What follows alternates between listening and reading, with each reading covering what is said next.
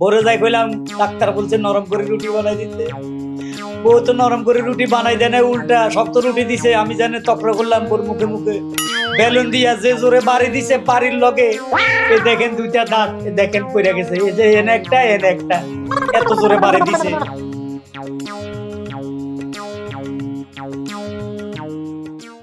আপনার নাম কি? আমার নাম শামীম হোসেন। শামীম হোসেন। বয়স? বয়স পিলি চাপা একটু হালকা বাতাস চাইছি। সরি, বয়স 42, 43, 46। 42, 43 নাকি 44? 42, বেবি বাচ্চা না। আউ সমস্যা কি? পারে পারে পারে সমস্যা বিভিন্ন রকমের খাবার গুগুর করে, পাতলা পাতলা বাবারি, মাঝে মধ্যে চিলিপ কাটি যায়। আপনি নিশ্চয়ই রিচ ফুড বেশি খান, ভাজা পোড়া বেশি খান, তাই তো? একটু আরে পুরি পেঁয়াজু এগুলো ফলে। পানি কম খান, ফানি মাছ আও মাঝে মধ্যে খাই। সেজন্যই আপনার একটু অ্যাসিডিটি প্রবলেম হয়েছে।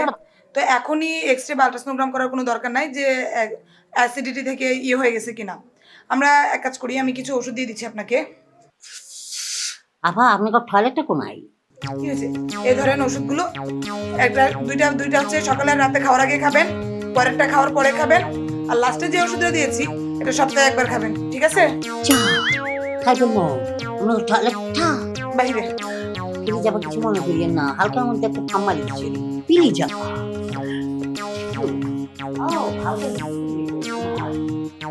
কত ধরনের পেশেন্ট যে আসে। আহ, আহ, আহ, কি অবস্থা হারুন সাহেব? কমে না দাঁতের ব্যথা, এ আবার কেমন কথা? আই গিয়া নারায়ুম নয় মরি যায়ুম, দাঁতের ব্যথা ভালা লাগে না। আই গিয়া নারায়ুম নয় মরি যায়ুম, দাঁতের ব্যথা ভালা লাগে না। আপনি কি মানুষ না জানোয়ার? আমার শত্রু না বন্ধু? এটা কি করলেন? আশ্চর্য ব্যাপার, ডাক্তাররা কখনো মানুষের শত্রু হয় না, বন্ধুই হয়। কি হয়েছে বলেন তো? কিসের বন্ধু? আপনার কাছে গত সপ্তাহে আইছি, আপনি বলছেন যান নরম করে রুটি বানাই খাবেন, আপনার বউ রুটি বানাই দিলে আপনি খাইবেন। ভোরে যাই বললাম, ডাক্তার বলছে নরম করে রুটি বানাই দিতে। বউ তো নরম করে রুটি বানাই দেয় না, উল্টা শক্ত রুটি দিছে। আমি জানি তকরা করলাম ওর মুখে মুখে, বেলুন দিয়া যে জোরে বাড়ি দিছে বাড়ির লগে। এ দেখেন দুইটা দাঁত, এ দেখেন পড়ে গেছে, এই যে এনে একটা এনে একটা, এত জোরে বাড়ি দিছে। এটা তো আপনার জন্য বাড়িটা খাইলাম। আশ্চর্য ব্যাপার, আমি আপনার পেটের পাকস্থলীর জন্য হজম শক্তিটা ভালো হয়, সেই জন্য আমি আপনাকে নরম রুটি খাইতে বলছি। আমি কি আপনার ওয়াইফকে গিয়ে শিখাই দিয়ে আসছি বেলুন দিয়ে আপনাকে মারতে, না শিখাই দিয়ে আসছি শক্ত রুটি খাইতে? কোনোটাই তো আমি বলি নাই, তাহলে আমার দোষটা কোথায়? সেটা মক্ষরানি কথায় কথায় আমারে মারে। আমার একটা মায়ের আজও মাঝে মাঝে অমাবস্যা ব্যথা উঠে, সেটা হইলো বাসর ঘরে সে আমার একটা লাথি মারছিল। ওই লাথির ব্যথা এখনো অমাবস্যা পূর্ণিমায় ব্যথা উঠে।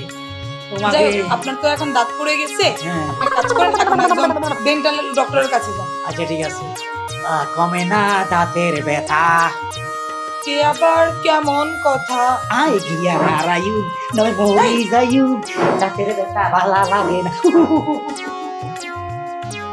Oh my God! এরকম পেশেন্ট যদি দু একটা আসে, আমার নিজেরই পাবনায় ভর্তি হতে হবে।